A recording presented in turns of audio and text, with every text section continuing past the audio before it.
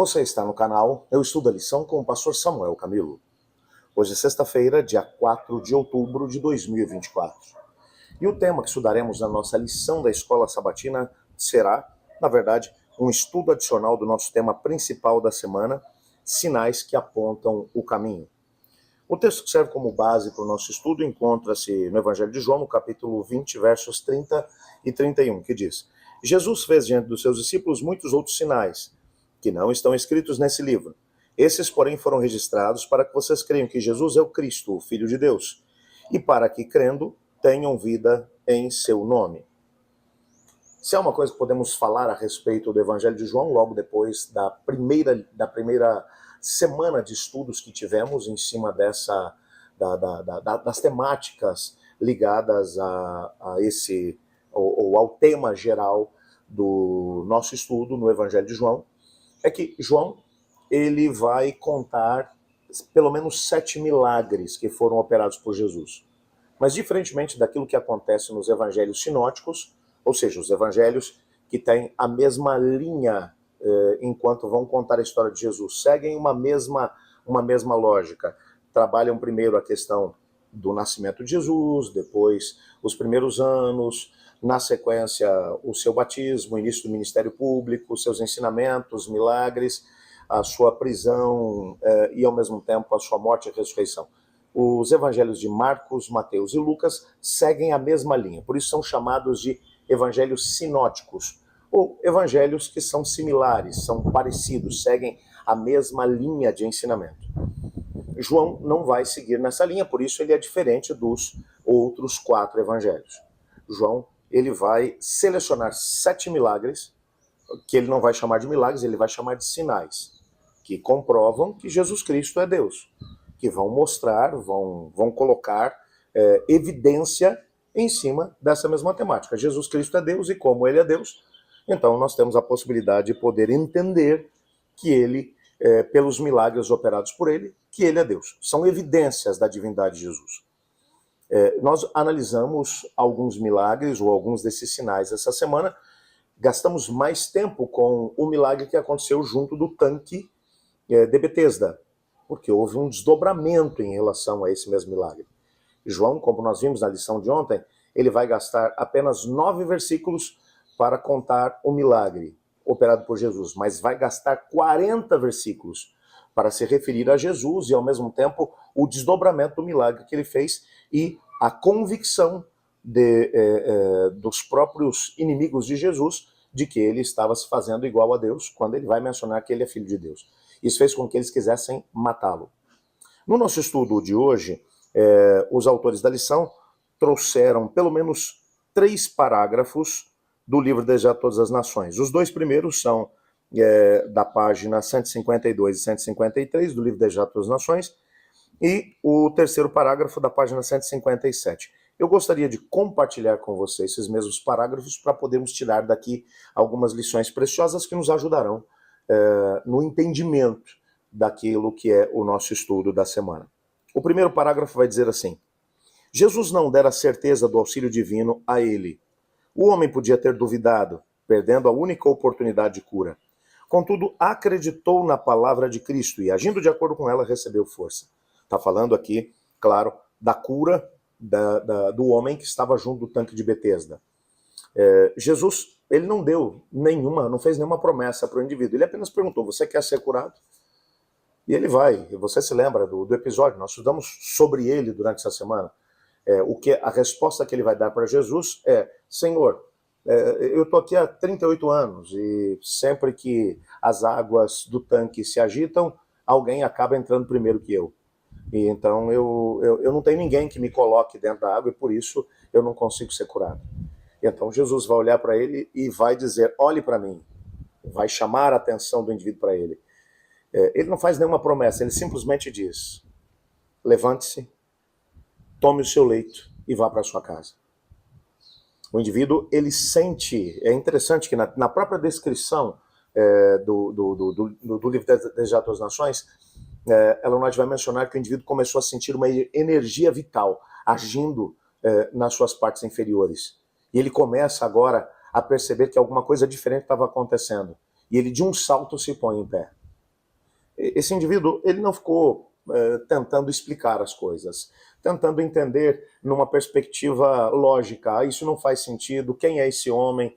Não, ele não fez nenhum tipo de, ou não tomou nenhum tipo de atitude que daqui a pouco ele fizesse com que ele tornasse aquele, ou tornasse lógico o que estava acontecendo. Até porque um milagre operado por Deus não segue necessariamente a lógica humana.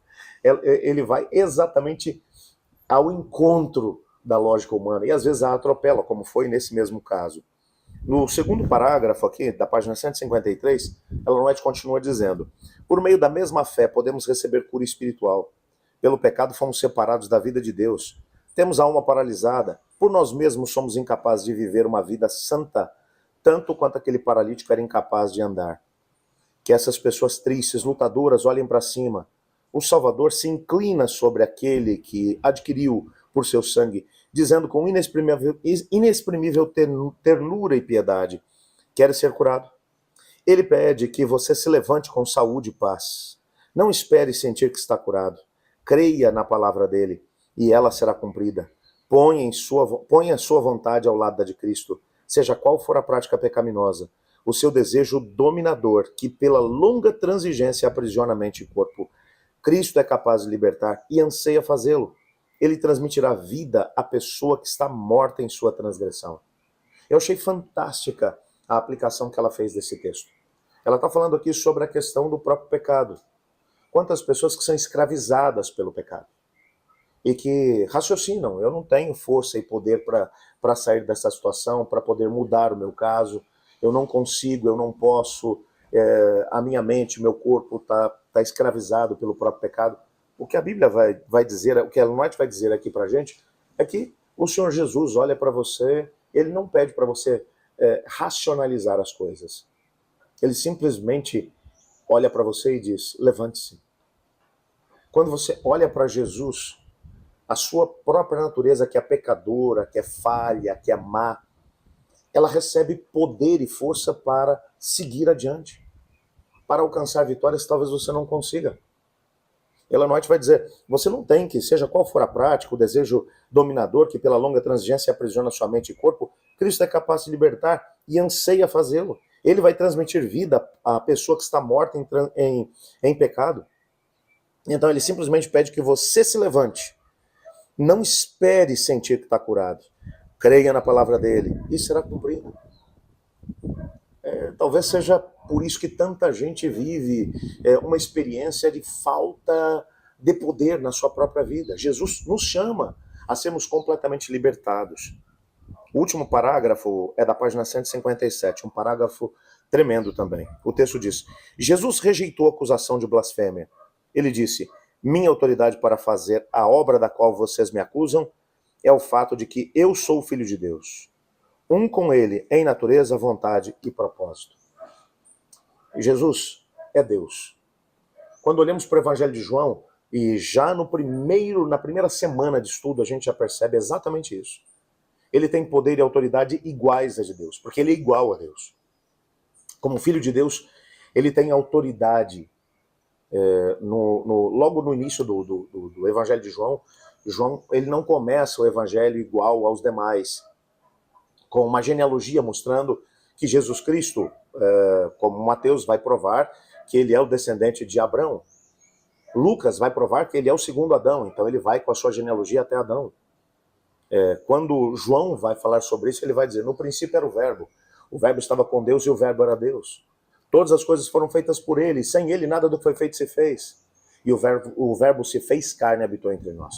Quando ele fala do verbo, ele está falando daquele que criou os mundos, daquele que lá em Gênesis, no capítulo 1, disse: haja luz e houve luz. O poder que fez com que o mundo viesse à existência está naquele que é a palavra de Deus.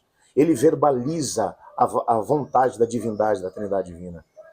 Por isso, esse mesmo Jesus, ele rejeitou completamente as acusações que foram feitas contra ele, porque ele tem poder e autoridade. E é esse Jesus que está à nossa disposição, esse Jesus que nos foi apresentado na primeira lição desse trimestre. É esse Jesus que hoje se coloca diante de você e ele diz: você quer ser curado? Independente das suas mazelas, das suas dificuldades, dos seus problemas, é esse Jesus que se coloca diante de você e ele te pergunta: você quer ser curado?